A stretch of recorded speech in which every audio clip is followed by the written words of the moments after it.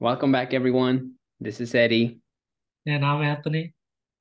and welcome to A&H Reactions. Today I we're don't- gonna react to the World Cup Elimination Rounds And we're quarterfinal. gonna we're gonna give a little bit of what we saw and what we think. Do you first want to start by saying what do you think so far of the World Cup, bro? Like, what's your take on it? I think this World Cup is freaking insane. Like, what the hell is going on? Every team is beating each other. Like, there's no for sure game. Anything can happen. This World Cup is definitely one to remember for me. Yeah, I don't think I've seen a World Cup like this crazy. What, like you said, like everyone is beating everyone. France was matching, they lost their last game. Portugal same, they lost their last game, like during the elimination rounds. Spain, everybody thought it was gonna dominate, and then it was just one game. Spain got beat by Morocco. The US was doing really good, and then against the Netherlands, it was like the US wasn't playing. And the US had a good team this year. I'm surprised they lost. Everything this all started because of Saudi Arabia. Like ever since like Saudi Arabia beat Argentina, everyone that I felt like that gave everyone the motivation to just go for it. Like we can beat them, you know? I think so too. Yeah, they were like, "Oh wait, Argentina does suck. Let's get them." No, I'm kidding. No, but yeah, it's true because and it was funny or not funny, but interesting is Argentina was about to break like I think needed like two or three more games to break the record for longest run without losing, and then and I think everybody thought like, oh, Argentina's gonna break in the World Cup, and here comes Saudi Arabia like, jukes. And then on the other side of the bracket, you have like Brazil, who are tournament favorites, a stacked team. And Croatia took them to extra time and gave them hope and then tied it up, beat them in penalties. And then Argentina was 2-0 up. And then towards the last 10, 20 minutes, they came back and sent it to extra time. Bro, I was watching the game and I was literally like, Argentina doesn't want to win. Like the Netherlands had nothing. That's literally my thought. I'm like, like when there's like a team that's playing really good, and if the other team loses, it's like, okay, well, the other team was like outplaying them, so it makes sense that they lost. But in this one, it was just like it was more of what Argentina stopped doing, and then more. I don't even know why they got like so complaining and stuff because they were doing better. And I think when they started complaining and like, they couldn't keep their like sanity, and Yeah.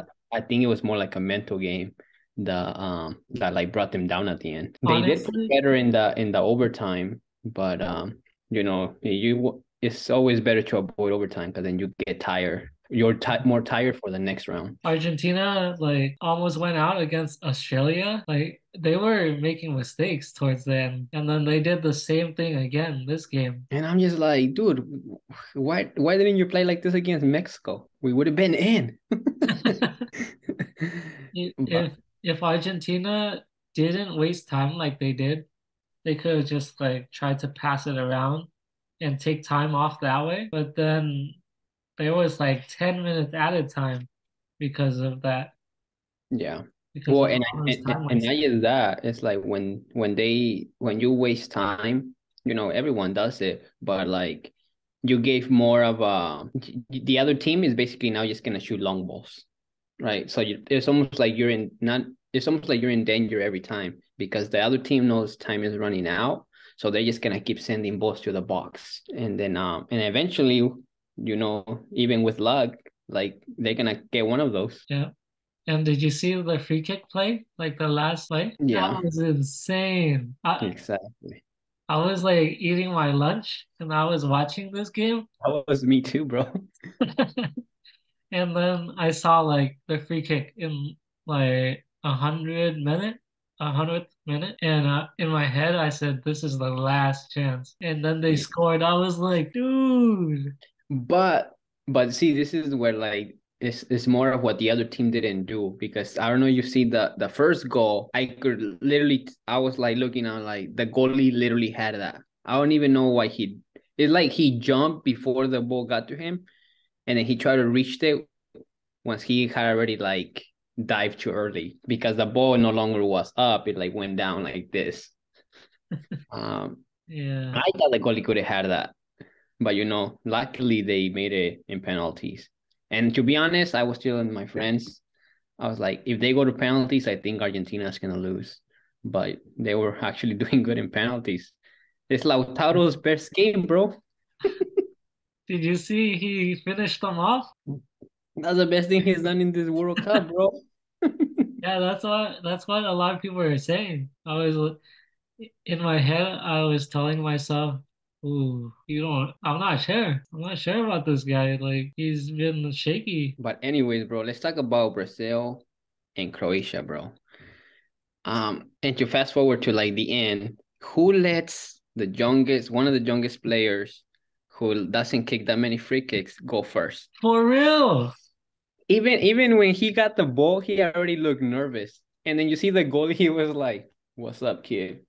And then he just looked down. I was like, "Dude, he's gonna miss it." Like, I don't know who made the decision, the coach, or if Neymar told him that he wanted to go last.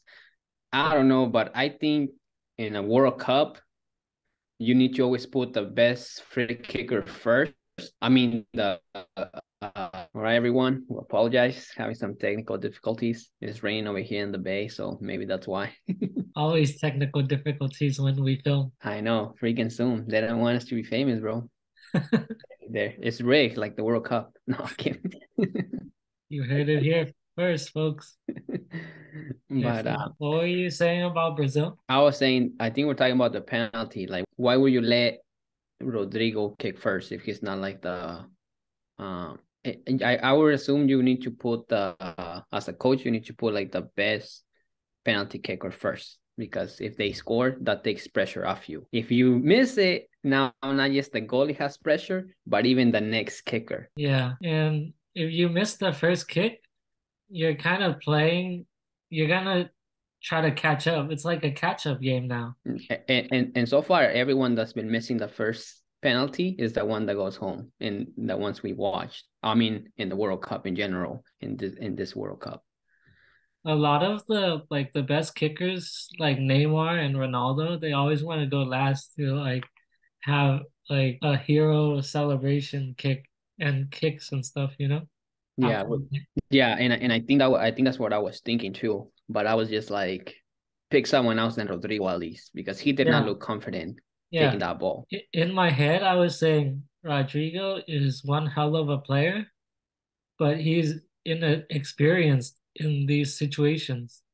Yeah, He hasn't been in these situations.